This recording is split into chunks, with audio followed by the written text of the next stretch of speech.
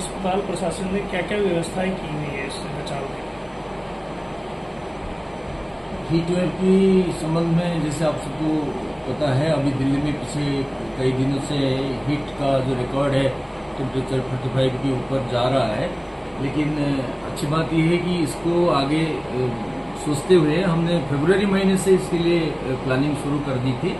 हमारी जो एक GIA फंड होता है, ग्रांट इन एड, उसकी तहत जो स्कोप रहता है, पब्लिक हेल्थ का एक कंपोनेंट है, उसके तहत हमने अस्पताल में आने वाले जितने हमारे पब्लिक है और स्टाफ है, तो हर किसी को ये नज़र रखते हुए कि एक तो पीने की पानी की प्रॉब्लम ना हो, वो ठंडा पानी और ये ट्रीटेड वाटर है, आरओ सिस्टम तो इससे हमारा कई जगह में पहले चल रहा था, उसको हमने कंटिन्यूस मेंटेनेंस में रखे हैं। इन एडिशन टू दैट, जैसे पब्लिक एरिया जहाँ ज़्यादातर लैंडफॉल होता है, ये फुटफॉल होता है पेशेंट्स के, हमारा MCH ब्लॉक है, मैटरनिटी वार्ड है, OPD ब्लॉक है, तो उस एरिया में हमने देखा, एक फील किया कि वहाँ जो है बाहर पीने की पानी की जो है पर्याप्त वो नहीं है, जो उपलब्धि जो साधन कम पड़ रहा था। तो उसको नज़र रखते हुए हमने जो लार्ज स्केल में जो बड़े पैमाने पर जो water treatment, treated water, cooled water जिससे मिल सके, ठंडा पानी, ठंडा पेयजल पेशेंट्स को और पब्लिक को मिल पाए, हमने आपने देखा होगा OPD के सामने भी लगा रखे, वो काफ़ी मात्रा में उपलब्ध रहता है, वो ट्रीटेड वाटर है। और MCH ब्लॉक में भी जगह जगह जहाँ पॉइंट है, वेटिंग एरिया, और उसकी ब्लॉक के सामने भी कर रखा है। कैजुअलिटी की मेन कैजुअलिटी एरिया, कैजुअलिटी के बाहर गेट में भी जो है वहाँ भी कूलर का, water cooler with treated RO with cooler, वो हमने व्यवस्था अलग से किया है।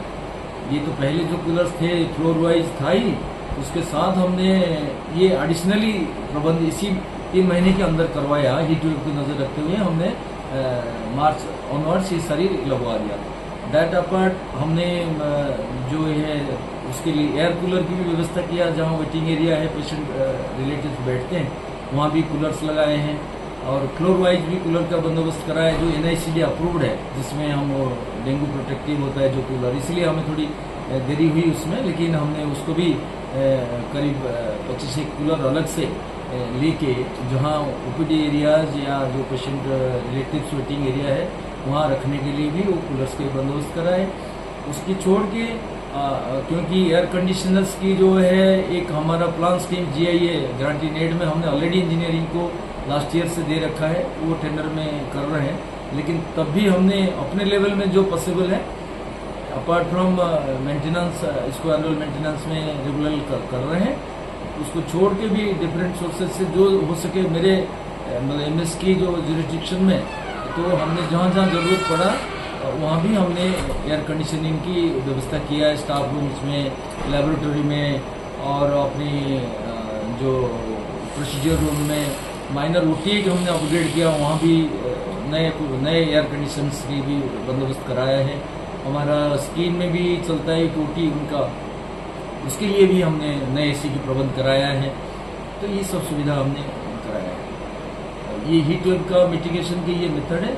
उसको छोड़ के शेड एरिया तैयार करना, यहाँ हमने जो पेशेंट वेटिंग एरिया, उसको भी जो हो सके हमसे, उसकी जो है रूफ टूट गया था, उसको भी नए तरह से वो रिप्लेस करा दिया वो मटेरियल से, जो ताकि ये थोड़ी ठीक से शेड में लोग बैठ पाए।